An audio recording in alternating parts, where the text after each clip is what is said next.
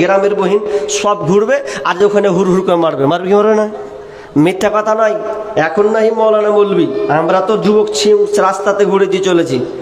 এক জায়গায় জালসা, মানে প্রায় 10 বছর আগেকার কথা, জালসা শুনতে গেছি তো রাস্তা আছে অনেক পারাপার, চারোদিকে মেলা আর কি বলা, রাস্তা দিয়ে যাচ্ছি তো একজন সুযোগ নিয়েছে। কি সুযোগ নিয়েছে? বলছে মালা ওকট বান্ধব প্রেমিকাটা কয়েছে হাজি হাকে মালা আলা লিয়ে দেবে না? খেয়ে পিতকে লিয়ে দেবো না তো কাকে লিয়ে দেবো? ওরা বলা বলি করছে আর মালা নিয়ে এলেছে, আর মালা নিয়ে এমন কি লজ্জার মতন ভরে দে না, সোজা করছে হাকে পড়িয়ে দেবে না।